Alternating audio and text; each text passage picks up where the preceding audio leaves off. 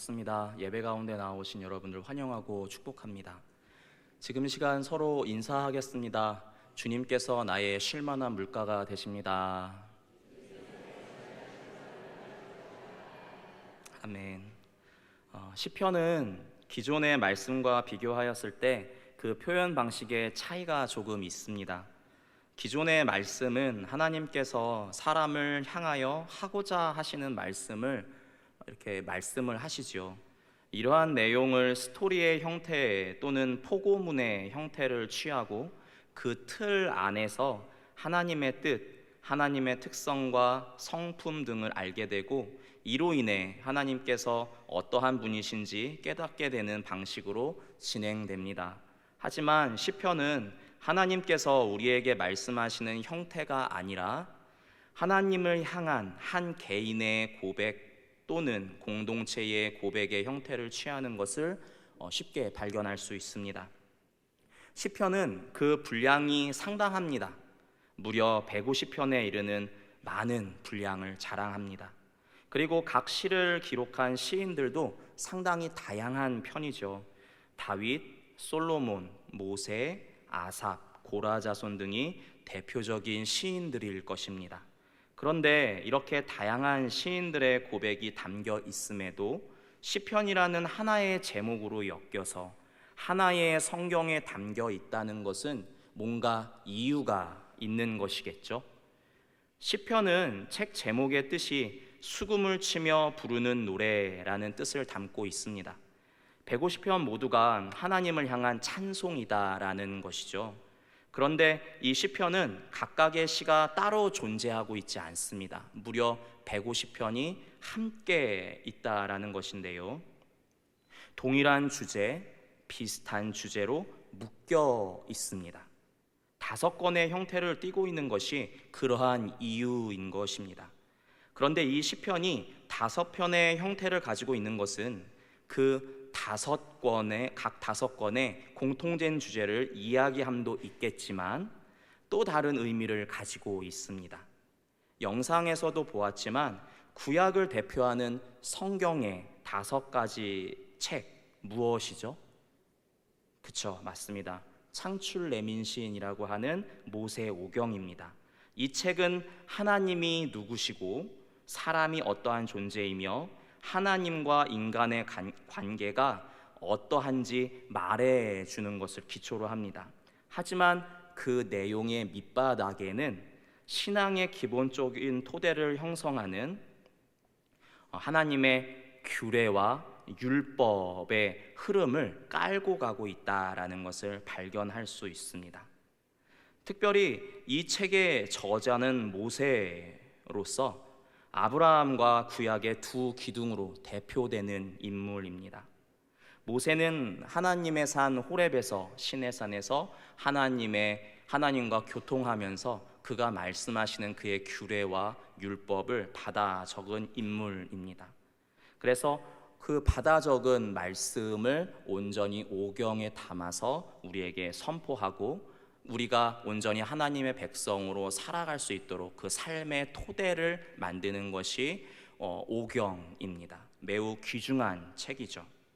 그런데 시편 또한 5권으로 이루어져 있습니다. 이 말은 시편 또한 모세 오경에서 말하는 형태의 기준을 따르고 있는 책이다라는 뉘앙스를 주기 원하는 것입니다.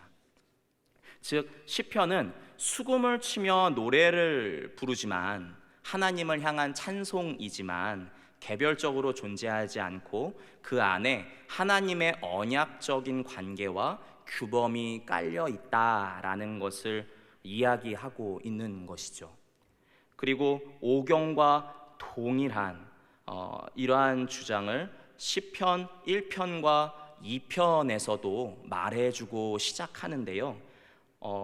1편과 2편은 시편의 서론에 해당하는 책입니다. 시편 150편을 대표하는 내용을 담고 있는 책이라는 것이죠. 그 대략적인 내용의 실마리를 제공하는 대표성을 띤 책입니다. 이 1편과 2편은 오경의 맥락을 따라가고 있는데 어떠한 모습으로 따라가고 있을까요? 1편의 시작과 2편의 마무리를 보면 조금 실마리를 잡을 수 있겠는데요. 1편의 시작과 2편의 마무리에선 이렇게 표현됩니다.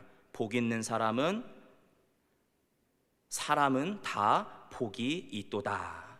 복이 있는 사람으로 시작해서 그 어떠한 사람들이 다 복이 있다라고 말하면서 마무리를 하는 것이죠.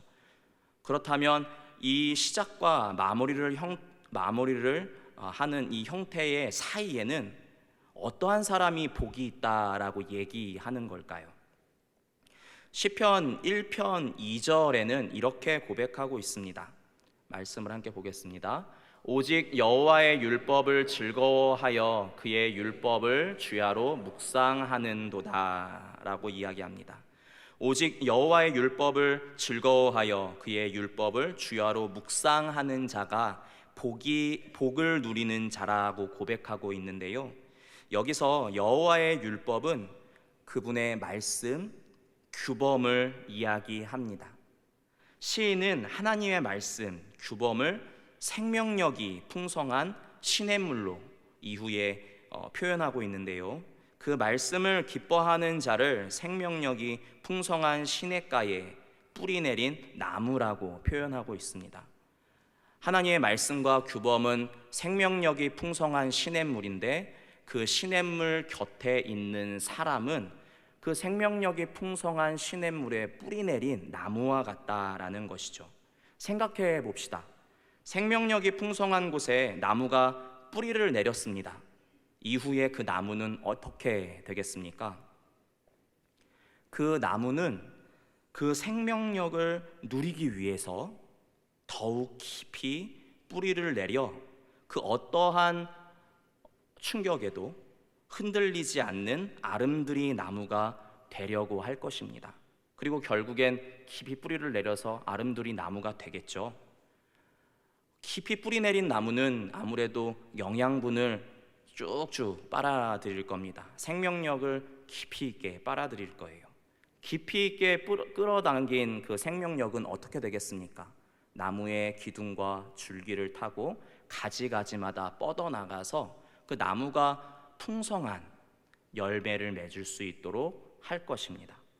그리고 열매뿐만이 아니라 그 생명력의 풍성함을 나타내는 싱그러운 나뭇잎으로 그리고 질긴 나뭇가지로 표현될 것입니다.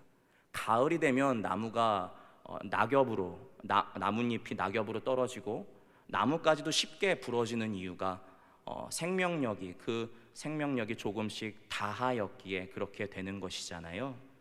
하지만 생명력이 푸르른 여름에는 그 무엇보다도 가지가 질기고 그리고 나뭇잎 또한 푸르른 것이 그러한 징표, 생명력이 풍성하다는 징표인 것이죠. 아무래도 그 시냇가에 있는 나무는 그렇게 될 것입니다. 열매가 풍성하고 잎과 줄기도 싱그럽게 되겠죠. 여호와의 말씀을 기뻐함으로 가까이 함에서 모든 복이 시작되고 있다라는 것을 시편 1편은 이야기하고 싶은 것입니다.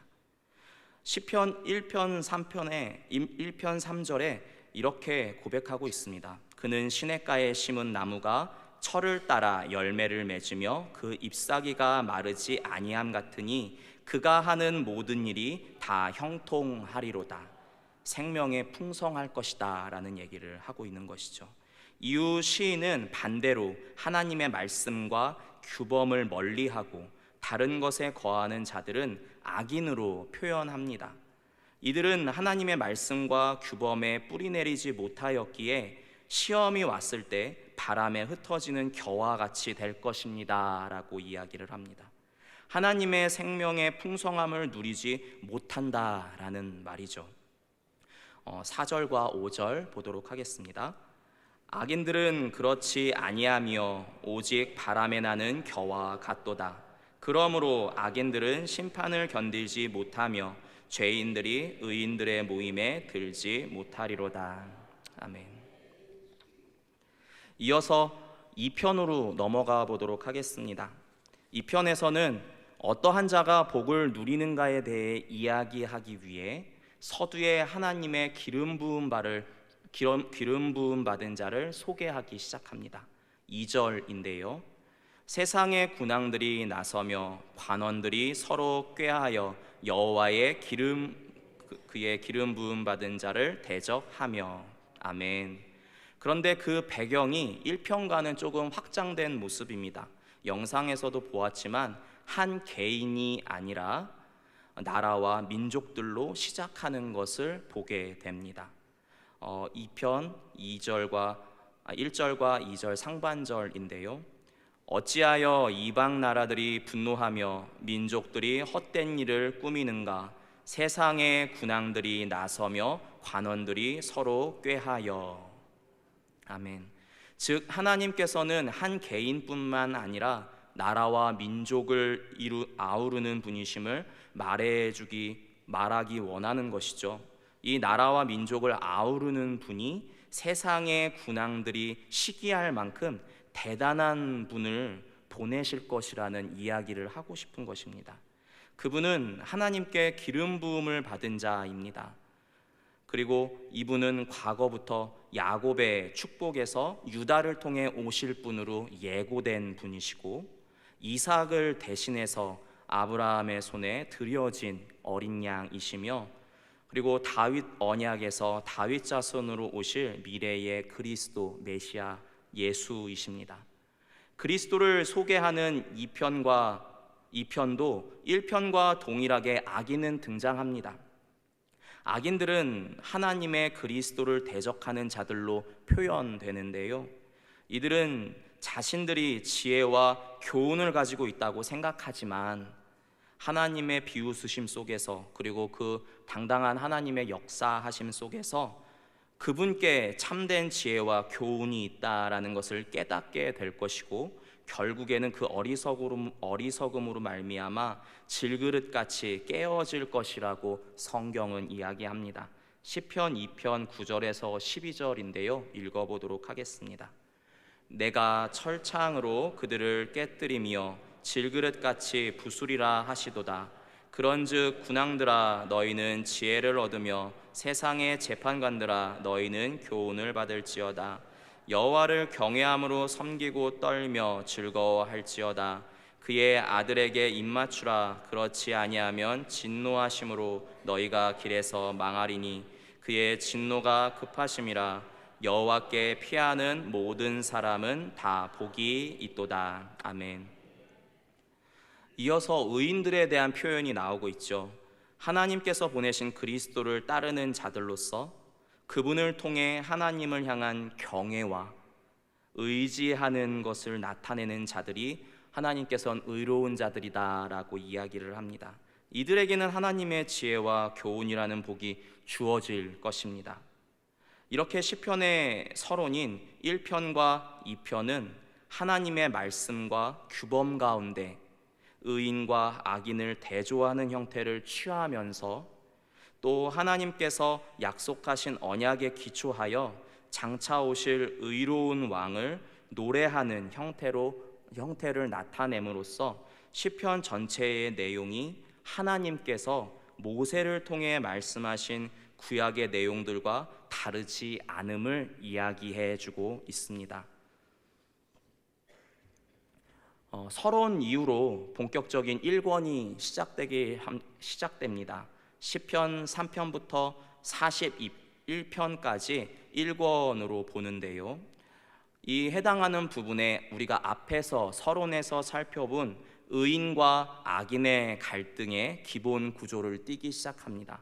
끊임없이 의인이 악인의 괴롭힘에 대하여 하나님께 호소하고 하나님의 성품과 그 하나님의 성품 속에서 그분의 역사하심을 받은 의인이 하나님의 이름을 높이기 시작하는 형태이지요.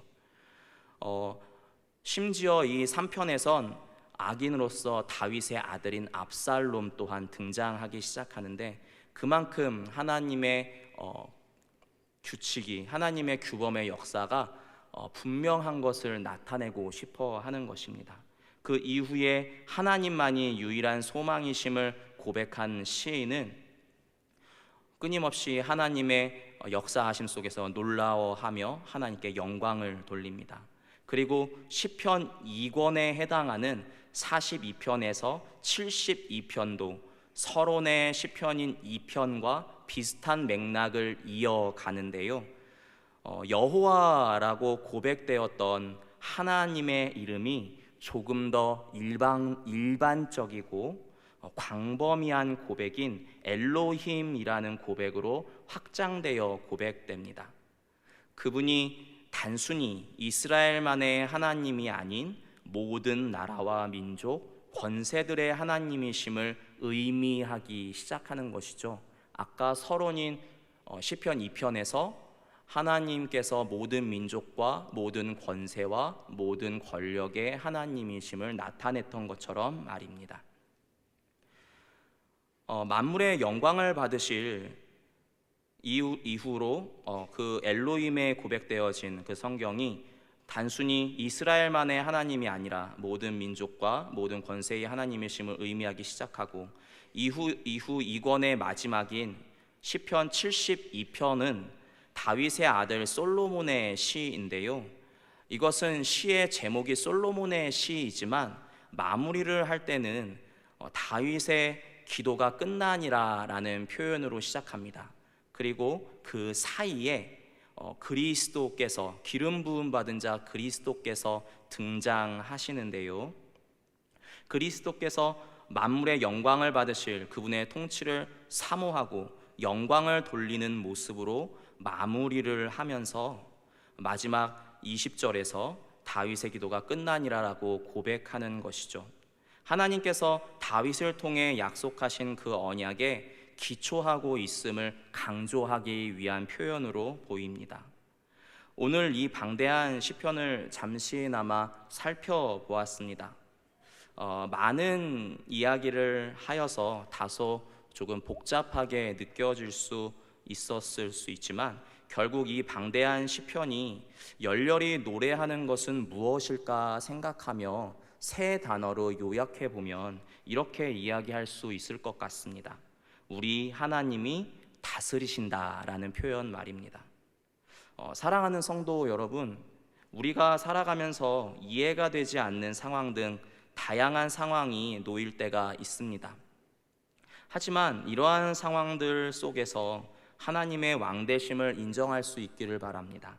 그리고 그분의 가르침을 지지하고 그분의 편에 서기를 사모하기를 잃지 않으시기를 바랍니다.